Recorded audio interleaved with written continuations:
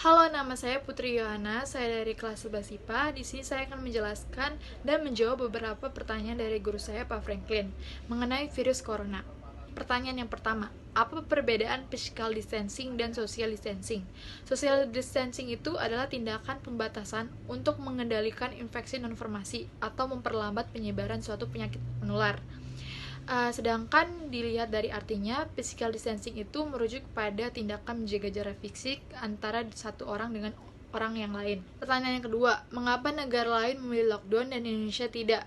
Menurut Pak Jaswari Prewardani menyampaikan, pemerintah tidak mengambil kebijakan untuk melockdown karena menyesuaikan banyak aspek di masyarakat Indonesia itu sendiri.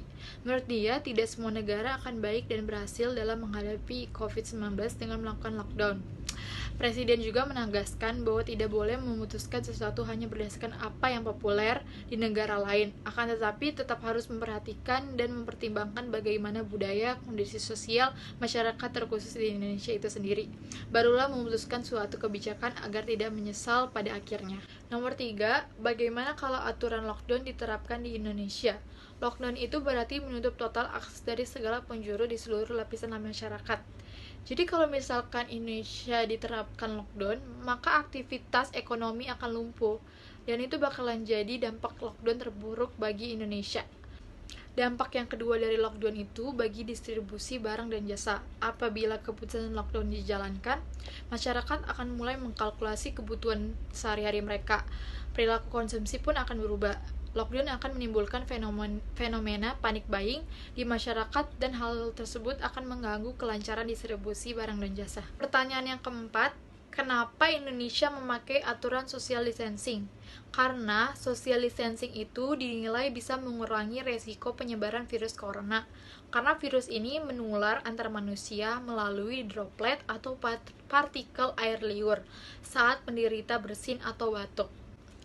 Soal yang kelima, di dunia pendidikan, kalian mengalami peralihan dari offline ke online, dan UN sudah tidak ada. Bagaimana kalian menyikapinya?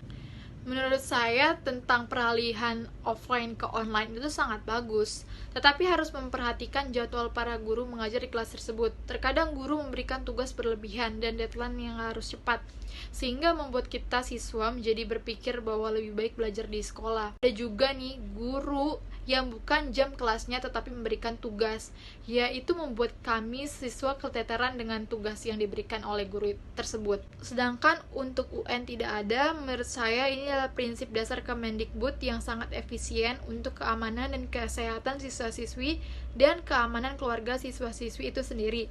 Karena kalau melakukan UN di dalam tempat-tempat pengujian bisa menimbulkan resiko kesehatan. Pertanyaan yang terakhir, kalian pilih salah satu, sistem belajar offline atau online? Jelaskan.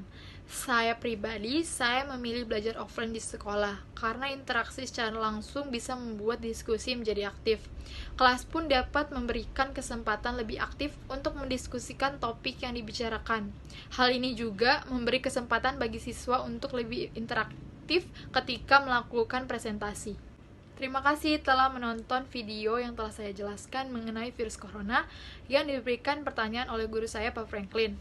Semoga video ini dapat bermanfaat dan mohon maaf jika ada salah-salah kata atau pertanyaan yang kurang jelas. Terima kasih telah menonton.